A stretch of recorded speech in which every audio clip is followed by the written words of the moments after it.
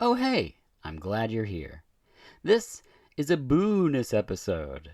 I'm sorry. I reached out to the guest and just said, pick 4 films to celebrate during the spooky season. So while we are on break in between seasons, here's a little gem for you to enjoy. Here is a bonus episode of VH Us.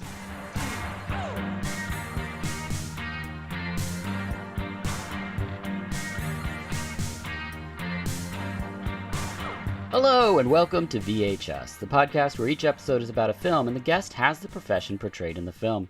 I'm your host, Dirk Marshall, and as always, it's my hope that this podcast is a conversation and a celebration of film and people's individual lives. This being a break between seasons, it's my hope to continue that effort by breaking format to champion a person in their efforts to both highlight and celebrate films. My guest today is Aaron Pinn. Thank you for being here. Thank you so much for having me. It's a pleasure. It's an honor. I'll be honest, like many people, I've used YouTube, watched weird music videos or, links that people sent me, but I never created an account or subscribed to really anything. However, I first became aware of you on Twitter, which is a hellhole by and large, but you always seemed a ray of light in that digital abattoir. So it was an instant follow. Your Twitter handle is Mr. Vinson, is that right? Mr. Vincent, yeah. Yeah, Most and people know that's that, but yeah, Vinsyn for those listening. And recently, Bob Freelander, aka Rupert Pumpkin, Just the Disc, or Rupert Pupkin, Just the Discs, Pure Cinema podcast. He started a YouTube channel, so everyone should follow that as well. He's a great cinephile, father, and a positive person. Uh, and then at that time, I became aware of yours, which has been going on for quite some time, and I've absolutely loved it. Um, things I love about it is the community and the positivity that exists. You're interacting with the people that are on there is wonderful, and then of course all this film knowledge that you share. I'm lucky with the fact that I have such a great community of people that are there to support and back me up.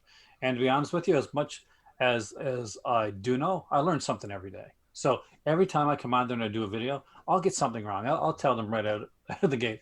I will get at least one thing, maybe more wrong during this video. Please correct me, smarten me up, and they do. So I learned stuff from them. It's insane. They're great Yeah. people. Yeah, I was really shocked, and how included I felt in the conversation. Like as you're going through movies that some of us have heard of, some of us haven't, and then we're chiming in the little messenger thing, and you're just like right there, like just yep, answering people, saying hi. It felt wonderful, and didn't feel like we were two people in separate basements. Yeah.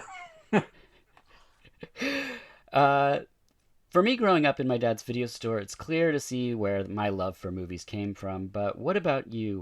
What started this intense appreciation for such a diverse amount of cinema? Yeah, that's the different thing I find a lot of people are find unusual is that like a lot of different stuff. Honestly, I lived in a small community when I was younger, and there was no VHS, there's no CED at that time, Hmm. capacitive enhanced discs. There was books and books on films and books on cinema.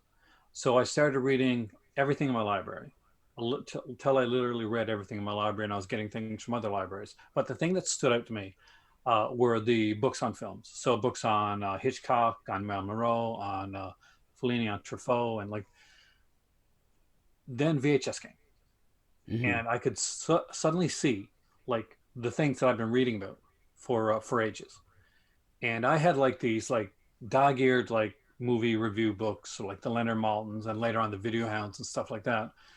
And it kind of it all came about. Well, like VHS happened when I was a teenager, and I was watching everything that I could, and I always found out the horror movies got me first. Like the Hmm. slasher films reminded me of the Agatha Christie books that I used to read when I was a kid, and especially the mystery ones.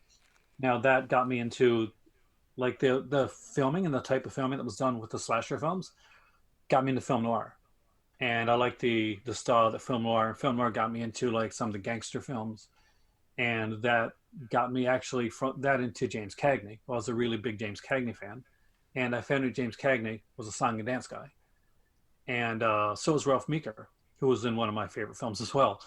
So both of those guys did did musicals, and that got me to watching a lot of musicals. I went into acting, which I thought was going to be professionally, but life happens. Yeah. But I started to just pretty much engulf and watch everything, and I found that I could find stuff in every genre that I liked, and every genre in a way, because of whether the way it's done or the way it's shot, uh, it's connected. It's this little like microcosm, and all these people like some people like, oh well, I like film noir, but oh, slasher films are horrible, and, or like I can watch Fellini, but I can't watch Franco. But Right.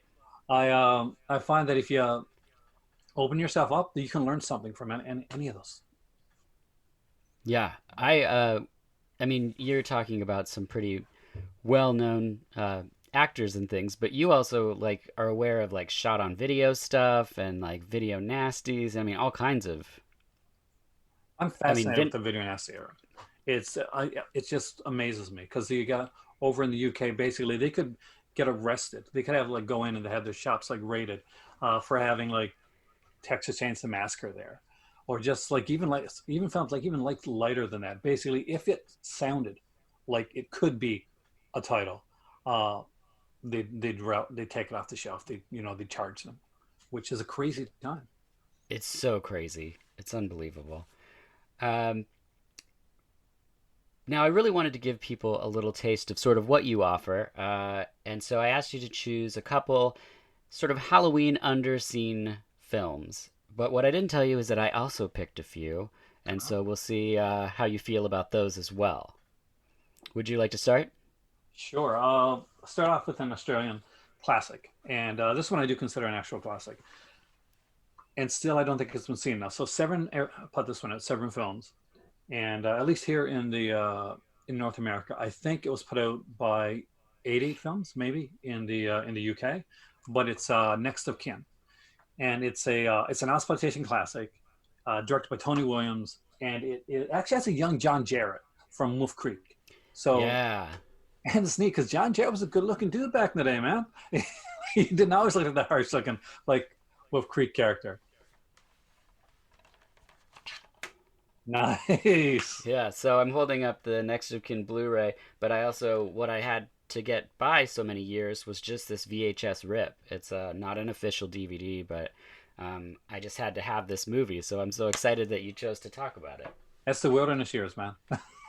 Yeah, But I know I love the film, and the thing is, like, people always compare it to The Shining when they see it because it has this kind of dreamlike quality to it that runs throughout it. And in ways, there's a movie that Jose Larraz did called Black Candles, not one of his better known films, and I was going to mention that later, but that also does have like in a different way, kind of a dreamlike quality to it. But Next to Kin, it just builds, and it's people can say, well, it starts kind of slow, but it starts really really interesting, and it lets you like kind of get to know the characters a bit more than you would like say in some movies now, where basically you get a lot of like stereotypes. yeah, Basic simple premise: this girl goes home after her mother dies. She's been gone away for like a long time. Her mother ran basically an old folks home, hmm and she starts to read her mother's journals, and something seems off. And it starts out, you don't know if this is going to be a ghost story, or if it's going to be a gaslight film or thriller, and you really don't know. Pretty much, they keep it pretty open ended until close to the end of the film, when they turn it in a way that, honestly, it was a surprise the first time that I saw the film, that's same for me. because I thought it was going in a certain direction. That's spoiling too much. I thought it was going in one direction, and then it swerved right into another one, and I love it. And there's a scene in the film near the end with sugar cubes, Yes, and I yeah, always remember the sugar cube scene. It is so well constructed and so amazingly well done that I'm eventually what I want to do is I want to like teach film theory, and I was supposed to be doing that. So in Morocco, actually starting on that, but crazy stuff happened in the world. So, yeah. but when I watched this film again, when I got it, and it had been such a long time since I'd seen it, it was like seeing it with new eyes. It was like seeing it fresh again. And I'm like, this is a film that I want to teach on This is a film Hmm. that has a lot in it that you can learn from.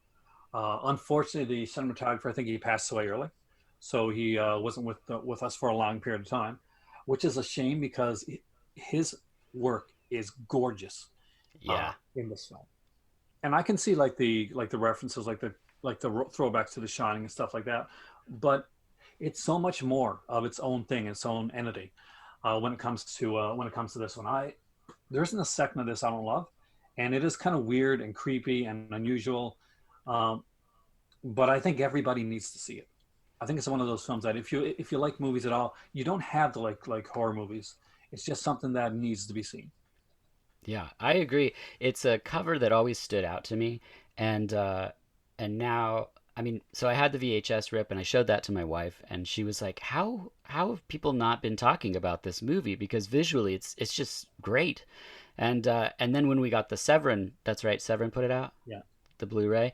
It's gorgeous. I mean, and it's just like watching a whole nother film again. Actually, a lot of movies now getting the treatments by Severin and Vinegar. It's like I watch them now, and I'm like, oh, this is a really good movie. Like I watched it all these years and loved it for other reasons, but like, it's just I love these labels and what they're doing for films. No, it's insane. I mean, like I'm Canadian, which you'll probably tell by my accent if anybody's listening. But Kathy's Curse was one of those exploitation films that for years it had like this really crappy version of it that you find Yeah. like, multi discs, and then Severin put it out, and it's like seeing the film like totally new. So yeah, props to Severin for that. There's been some good companies, Severin, Vinegar Syndrome, Arrow Video, Hmm. stand out as some of the companies that do a lot of this stuff here. And Blue Underground are forging the way when it comes to 4K horror. That they've gone above and beyond for what I've seen with that. Yeah. Agreed. My first title is one that I think is a mutual favorite of ours, and that is The Changeling, Yes. which is another film that, like, I mean, I saw it when I was a kid, but it wasn't until I was like older where I watched it, and I was like, this thing is so well put together. It's so well acted by George C. Scott. Uh, it's just a real treat, and probably like my favorite haunted house film. Same here, What? actually. Yeah. What are your feelings on The Changeling? I love The Changing. It's a movie that showed a lot. Filmed in Canada. It showed a lot on basically. We had one channel when I was younger. It was CBC, the Canadian Broadcasting Corporation, and The Changing would show every year, at least twice a year. So we get The Changeling, we get like Clown Murders, and the Louis Jourdain's Dracula. So those were the three would come every year. Um, but I love The Changeling. I love the score for the film. I think it's got a gorgeous score to it.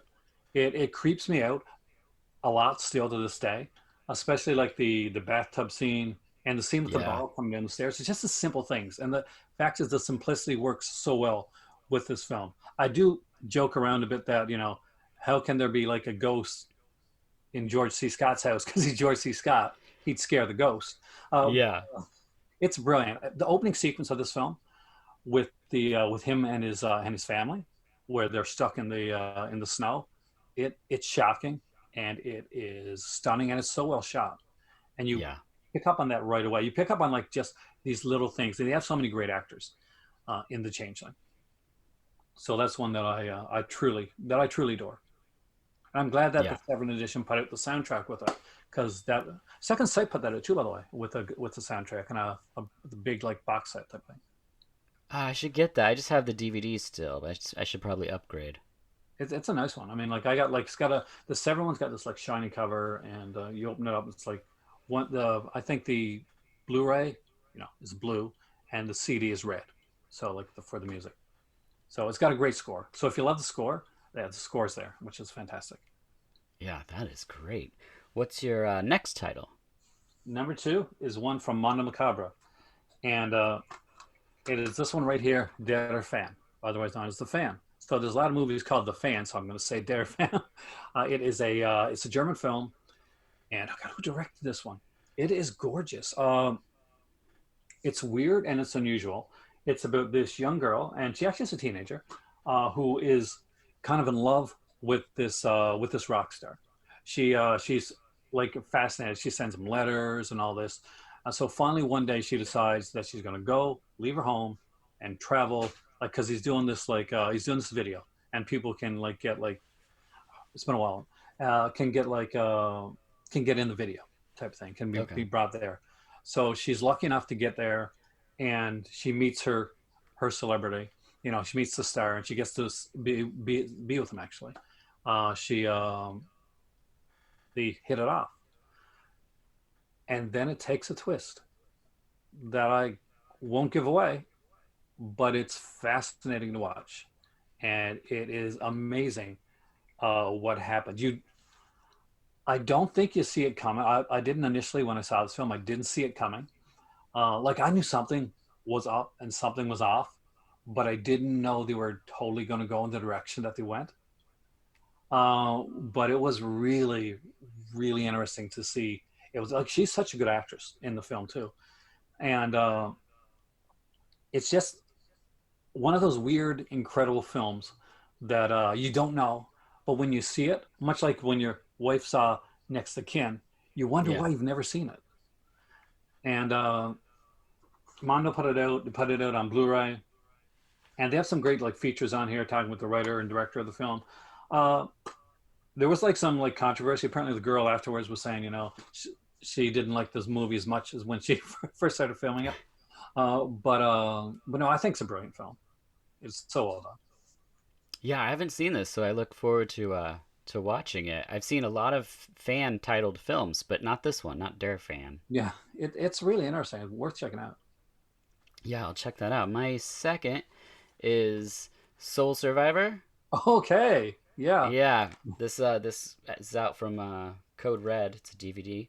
Uh, it's directed by Tom Eberhardt. Am I saying that right? I think you are. I say things wrong Yeah. all the time, but this is the wrong person to ask.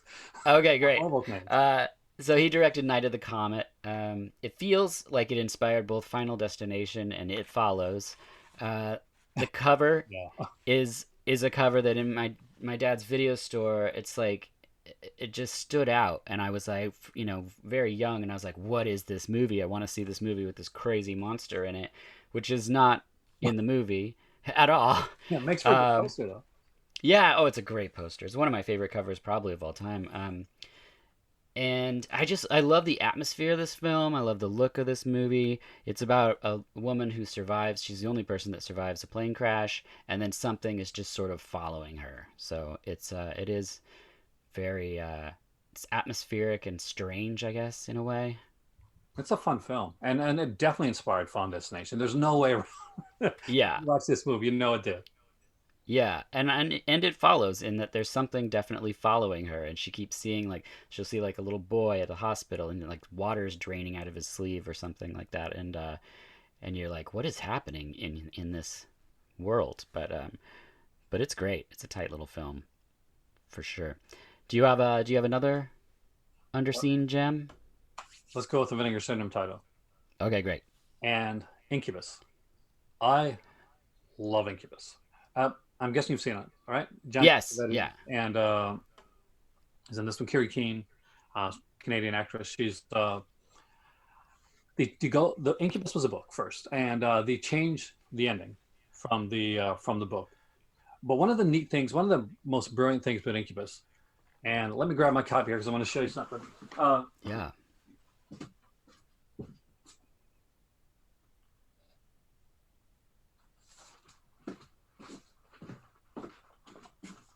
Is the way that it's shot. I couldn't remember the director's name offhand. Yeah, yeah. So John Hoff directed it, and again, we have John Arlen in here as well, and photographed by Albert J. Dunk, who did Class of 1984. But the really neat thing about Incubus for me is that it's Cassavetes. So they let Cassavetes do his thing. So pretty much there was a script, and Cassavetes looked at the script, and he was like, "That's nice," and then he went and rewrote most of his lines, and like in a way that only Cassavetes can. So Yeah. when you're watching the film and you're seeing his performance, and it seems like a little different and off kilter from like everybody else, it's because he's just that step above when it comes to that. He's a brilliant filmmaker. He's a guy that became an actor so he could like create films pretty much.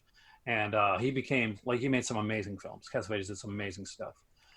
But just to see him in like a film like this that you wouldn't normally like associate a John Cassavetes with, it's brilliant. There's some amazing shots. There's one shot with at the beginning of the film that almost looks like it's going to be kind of a slasher type film. It's not. Hmm. Spoiler alert. But there's a great like shot at the beginning of the film. There's these two people, and they're being looks like they're being watched by someone or something. And there's another shot kind of near the end of the film where it kind of sweeps underneath the door, Yeah. and it is it's so incredibly well done, and it is so amazing. Yeah, I agree. I haven't seen this in a couple years though, so I should probably pick up this Blu-ray. That's Vinegar Syndrome? Vinegar Syndrome, they did like a really good job. Like we got a bunch of interviews on here. They did like a an interview with John Hoff, an interview with Kerry Keane, interview with the DP Albert J. Dunk, and a commentary track with the Stereo Continues guys. So they usually do really good Whoa. commentary tracks. So Yeah, I'll check that out. Incubus. Next I have Nightlife. Have you seen this one? yes, a long time ago, man. It's been ages. Yeah. That needs a better release, man. Oh, it so does. It's again just a VHS rip is what I have. I don't think it ever made it to DVD. Um, Scott Grimes, but right? yeah, Scott Grimes, and he's from Critters 2, which is one of my favorite horror films. It was probably my gateway film into horror. It's got comedy. This film has horror. It's got practical effects. It's got a really fun take on, like, basically there's a kid, he's being bullied. The bullies die. The bullies come back as like zombies. It's like, it's really fun. And John Aston, I mean, I'm a huge, huge fan. I haven't seen the movie in ages, but I love it. Scott Grimes was a big deal back when I was a kid. Yeah. Yeah. It's like he was in everything. I had a TV show too, which I cannot remember the name of right now. But he was in like but that movie there stood out, and it's very, in a weird way, like it's kind of like Stephen King would always have in his films, like the bullies, like sometimes they come back, or like in Yeah. almost every Stephen King movie, there's bullies that are almost psychotically bad. So this is like that, but on a with a comedic take Yeah. to it, as opposed to like you know, childhood is horrible, which Stephen King must have had a horrible childhood. Yeah. I think you're right. I think, and actually, if this was going to be a double feature, I would pair Nightlife as the second film after the Autopsy of Jane Doe. Is that the one that came out a couple years Yeah, ago? that's a really good film. That's Yeah, so also that's like this. That's the serious version, and then this one taking place also in a mortuary would be good. I think little palate cleanser, if you will. And do you have a fourth and final I anything do. you want to And make it shout out? easy Yeah, to get, so it's not gonna be so expensive for people. So, but it's a great one. This is one that's not out yet. It's coming out, and I just did a review of it on my channel because I got excited. yeah, And that is the triple feature for the Diabolique remake, which has Isabella Adjani in it, and I'm super huge fan of hers. And you got Incognito, which I don't think I've seen before I this. haven't seen it either. So, but cast Jason Patric, Armin Jacobs, Ian Richardson, Rod Steiger. Uh, Whoa, how did I miss out on that? And it's like a Hitchcockian style man on the run type of thriller. And it's basically Jason Patric plays and he's an artist, but he's a forger.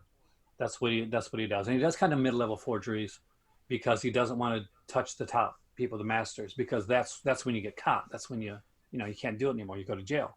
So at the beginning of the film, we see him getting arrested for murder, and then it flashes back to a couple months earlier, and and pretty much he's just doing his thing, and he's just found out that he wants to basically become an artist and do and like his father, Rod Steiger. Rod Steiger plays his dad, is a was an artist, but he never made it.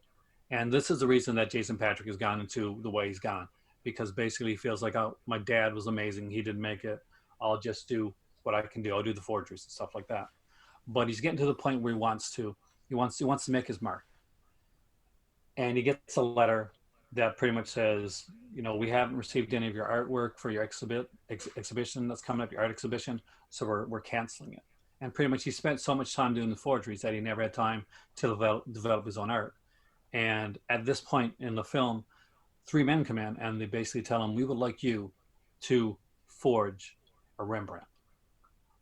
We want you to get us a Rembrandt." And like I went for like you don't need much art school. I went to art school for a while, by the way. Rembrandt is one of those almost impossible people to forge. Only Rembrandt. It said in the film actually, only Rembrandt can paint a Rembrandt. So he, with a rejection letter in hand, like, and fresh wounds, he decides I'm gonna travel to where like Rembrandt was, and I'm gonna see if I can do it. I'm gonna see if I can remaster, if I can do a master, if I can do a Rembrandt, and it goes amazingly. It goes like at a leisurely pace, but it's so well done. It runs about 108 minutes. Uh, Okay. a 2:3:5 ratio for the film, which is really good for this type of film, especially this style of film. And it has such powerhouse actors in it. Ian Richardson, when he comes into the film, he's really good. Rod Steiger has only a few scenes in the film, but his presence, and you'll trust me once you see it, you know what I mean, is Yeah. felt throughout the entirety of the film, and in more ways than one. There's something I want to say, but I can't because it's a spoiler. But I'll tell you. But there's an eerie coincidence in the film that deals with Rod Steiger in his real life. Oh. Yeah, uh, like big time. Third film on there is one that I already knew and that I loved, which was The In Crowd, which unfortunately, like the other two films, were pretty much unseen at the time that it came out. And you got Laurie Herring. I hope I pronounced her name right. And the gorgeous Susan Ward, who, oh my God, she is truly one of the most beautiful women that grace the screen. Um, but it's just it's a fun film about this girl. She gets out of an asylum. We don't know why at the beginning. And she goes to this, she's told that she has to work basically to kind of like to kind of get herself back in society. So they give her a job working at this resort. And there's these rich kids there, the in crowd, like title. Yeah. So she quickly gets involved with them. And there's a murder mystery aspect to the film. And there's a bit of like of an obsession style to the film as well. There's a lot of little things mixed in together. And they have like some great great actors. Ori Herring would go on to be in one of the big films of this decade, and one that critics laud, which is Mulholland Drive. Right. But like this is one of her early films, and Susan Ward actually I think married the producer of the film, like one of the producers of the film, and they're still married today. So it wasn't like she married him and they got divorced. No, I think they're still married today, which is Huh. incredibly crazy. But yeah, I had this one here, and it was sent to me. Because I wanted the in crowd. I wanted the in crowd so bad because I only had this DVD copy of it and it wasn't very good. But I hadn't seen Incognito, and I didn't remember Diabolique very well. I remember the original because I'd seen that so many times. Sure. So, but I hadn't seen the remake in years, and I was super impressed. So this is one of my favorites. It's like I said this on my channel. There's so many box sets coming out this year, and there's the Fu Manchu set, and the Friday the 13th set, and the Agnes Varda set, and this little release uh, by Mill Creek with three movies on it that were unseen at the time has the chance of being unseen again, and that frustrates the heck out of Yeah. me. Yes. So I said, once I watch these, and I watched The Incredible again this morning, by the way, because I just like that movie. I said I'm going to talk about this as much as possible because I don't want them to be lost again. I want people Yeah. to actually see them this time. So yeah, there I gave you seven or six That's movies, seven. 6 or 7 movies. That's perfect. My last one's not unheard of, like the Changeling. Changeling. I just feel like it's not celebrated widely, and that would just be the Sentinel. Yeah, is that Uh, Sorry. Go ahead. Is that Catherine Ross or am I believe it is who's in that one? Chris Sarandon, Christina Rains. Oh, okay, yes. Yeah, I mean, it's got Burgess Meredith in it. Always a good thing. Um, it's the cover makes it look far more spooky than it is. It's basically kind of a slow burn leading up to a big reveal. But all the actors in it, I mean, you got a young Jeff Goldblum, young Christopher Walken. Um, it's Jerry Orbach is in it. He's young there. Tom Berenger. Uh, there's just so many great scenes. There's parts where people that have way too many cats. It all takes place in this apartment building that is gorgeous and wonderfully shot. It's 70s New York. It looks great. And the first time I watched it, I was just shocked that like this isn't something people talk about all the time. That it's not on the front of a you know I don't know. I guess Fangoria would have already covered this, I guess, but it's just a wonderful film. So yeah, I just wanted to shout out the Sentinel from '77. No, I love it, and I got it confused with the Legacy, which Oh is yeah, another one. And there you go. There's an extra for you, yeah, which is film, but by Scream Factory. I think at the same time actually. Sentinel and Legacy were put out around the same time, and I still got to get the Sentinel because I have like an old copy of that here somewhere on, I think on DVD. yeah, But I don't have the Scream Factory one, and I need it because that is such a good film. yeah. It's gorgeous, and there's also audio commentary from the writer and producer, the director Michael Winner, the actress Christina Rains, the interview, the assistant director. So it's stacked with bonus content. Which if you love films, I'm sure you pour through all of the bonus content on films that you like. I love the bonus content. I Yeah. think I don't like.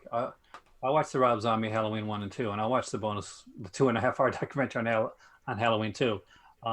It's a lot of people's favorites, not one of mine, but I still love the work that goes into it. And like listen to the stuff on there. Screen Factory, by the way, has really up their game. I got to say when it comes to the features that they did.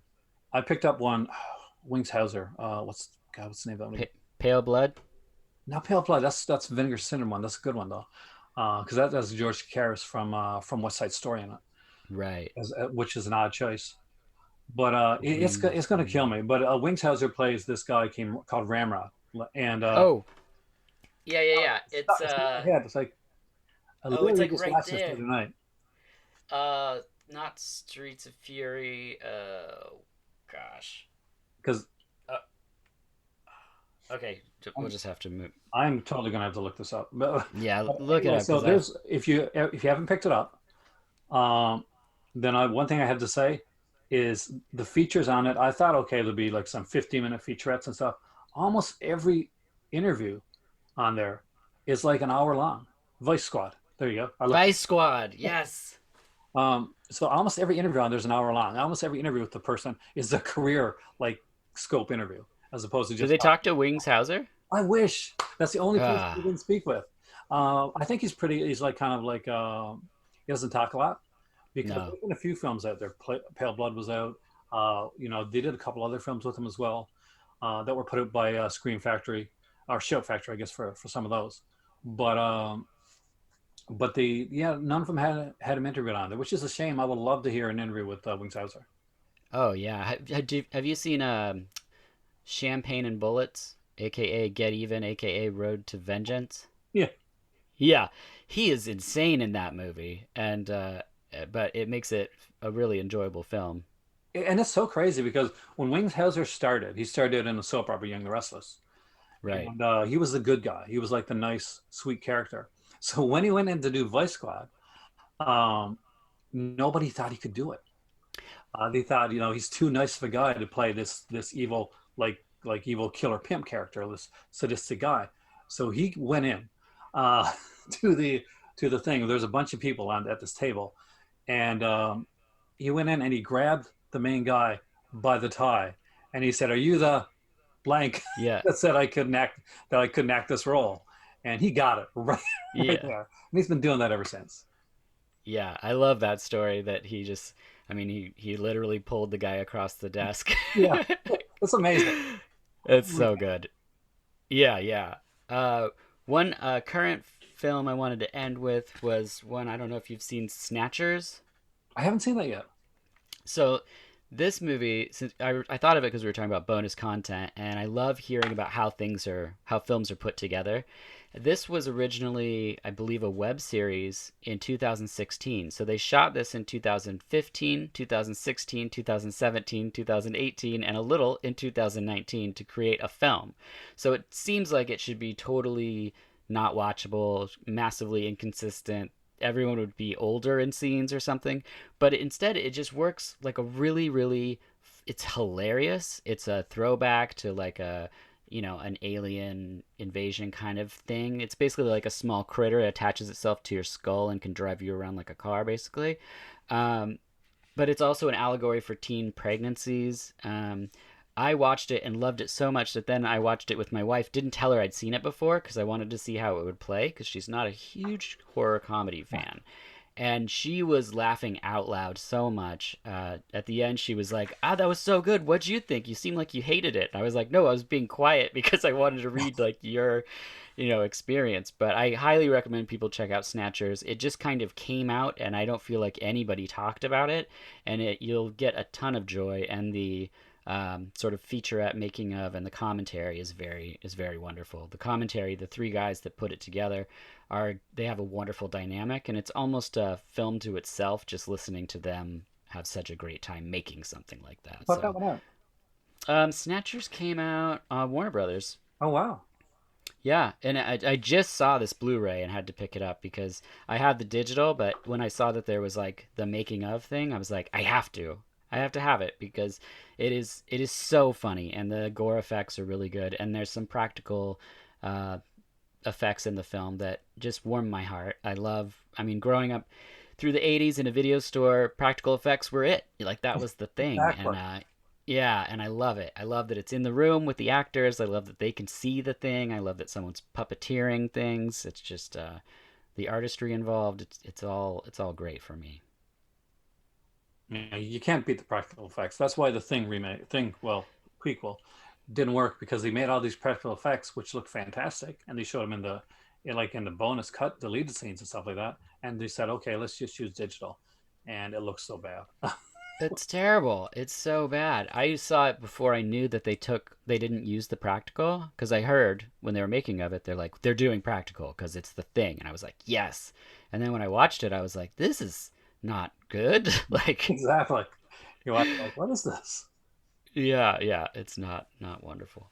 But Aaron, I want to thank you so much for being here and for what you do to create a positive space and champion independent films and well known big blockbusters or whatever. It's you just have such a wonderful depth of information, especially when you get into those Mondo Macabre things and stuff where I'm like, it's a deficit for me. So then I love to have someone tell me like, pick this up or go here or start with this. Hopefully, I like love that. Yeah. It's great. Once again, you're Aaron Pyn on YouTube. That's AARONPYNN. I highly recommend that people subscribe. You also have a Patreon. People can head over there. yep, I do like some exclusive videos there. Basically, I do them with my better half. So me and her watch certain movies together, and I have a series called I Made My Wife Watch, and we get to watch like some different stuff. We actually did our first kind of like a watch along commentary type thing, where we basically watched Al Adamson's Dracula versus Frankenstein, Awesome. and we did it in three parts so that people could actually queue up their Al Adamson movie and watch it, and just watch us talk about the film and joke about it and stuff like that. Oh, that's great. Uh, we also, in this conversation, championed good old Bob Freelander's channel, Just the Discs, so people should check that out as well.